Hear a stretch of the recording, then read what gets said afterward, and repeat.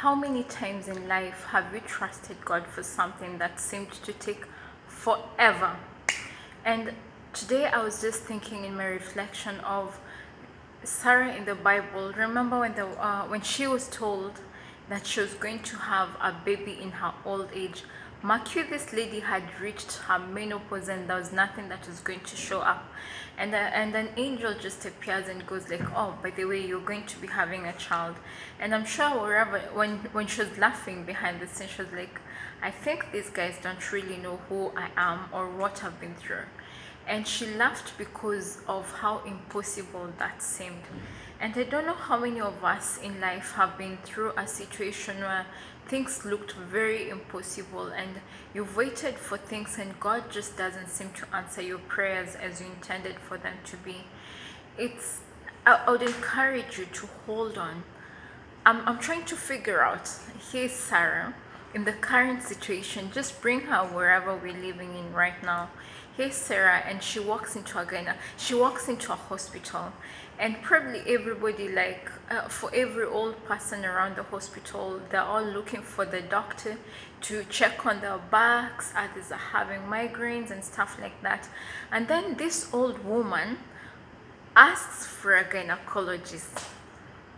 And they all let her anyway. She's going to pay for the money, and they let her see the gyna. And the gyna observes her, and she's startled or she's shocked and calls in the nurses and the other doctors on duty that day. And she's like, I would assume it's a female doctor. She's like, you guys need to see this. It's impossible. And everybody, the whole hospital goes at a frenzy because here's an old grandma who is like 80 something years old, who is expectant. Whoever sees that, and I can imagine they run a second test and a third test just to be sure. And true to it, Sarah is really pregnant.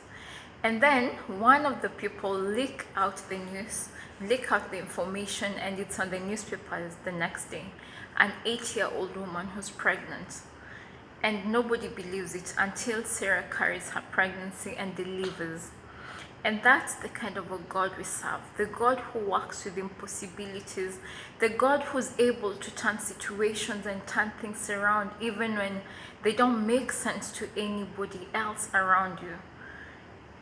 Keep trusting God for that which you've believed Him for. Is it a job that you've waited for? Keep trusting in Him. Is it a baby you've waited for? Keep trusting God. Is it like a change of things? Personally, the things I've asked God for, and the moments you pray and you're like, God, are you even ever listening to me when I pray? But trust me, His ears, the Word of God says, His ears are attentive to our cry. Don't give up on your prayer. Don't give up on what you trust God for. But most importantly, just realize this. He's a God who works with impossibilities. The things that the whole world seems are impractical or unscientific, or those things that everybody knows that there's no way they could ever work. That's why He takes pride in, because that's when He gets to show off and show up very well. Don't give up on what you trust God for. Don't give up. He is ready and He is listening. He's heard your cry. All He wants to do is come in, and come in big. Keep trusting, keep trusting, keep trusting. He's a God of impossibilities. I've tasted Him. I know Him. He is a God who's true to His word. God bless you all.